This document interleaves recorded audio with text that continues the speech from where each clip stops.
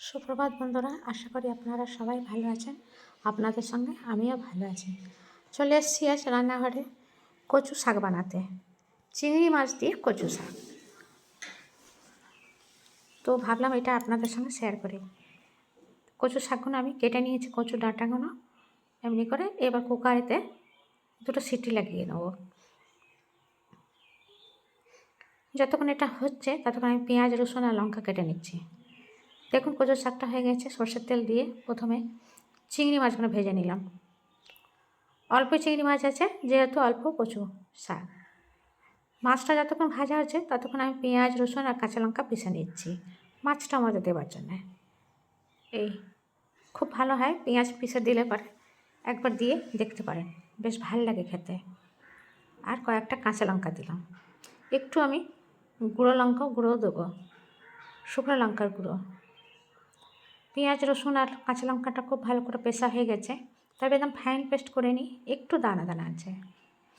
এদিকে আমার চিংড়ি মাছটাও ভাজা হয়ে গেছে, তুলে নিচ্ছি। কড়াতে অল্প তেল আছে, আর সামান্য একটু তেল দিলেই হয়ে যাবে।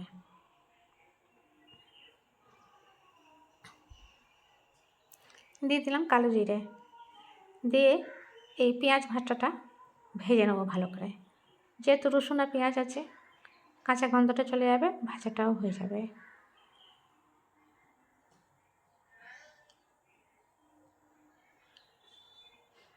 দেখুন বেশ ভালো করে ভাজা হয়েছে, কাঁচা গন্ধটা রসুনের চলে গেছে।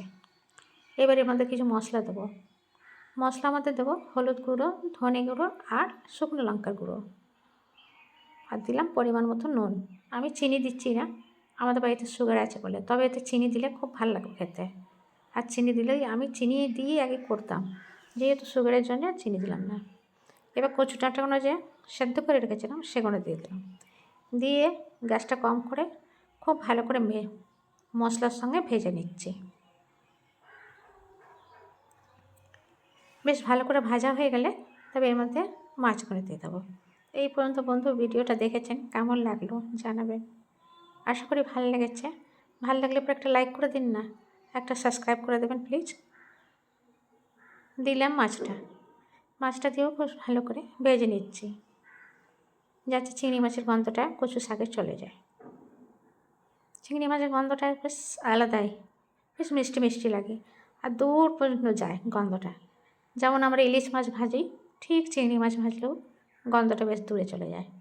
এতে একটু কিছু ধনেপাতা কেটে নিচ্ছি, কুচিয়ে নিচ্ছি মাছের মধ্যে দেওয়ার জন্যে। আর লঙ্কা কুচি আমি করেই রেখেছি আগে থেকে ছিঁড়ে। দেখুন আমার কচু শাকটা বেশ ভালো করে ভাজা হয়েছে, তেলও ছেড়েছে একটু সাইড থেকে। দিয়ে দিলাম ধনেপাতা আর একটু চেরা লঙ্কা কাঁচা। বেশ গরম ভাতের সঙ্গে বেশ ভালো লাগে খেতে, কিন্তু এটা একবার বানিয়ে খেয়ে দেখুন না, বেশ ভালো লাগবে। আর কমেন্টে জানাবেন কেমন হয়েছে। আমার তো বেশ ভালো লেগেছে। বার করে নিচ্ছি গরম ভাতে খাওয়ার জন্য।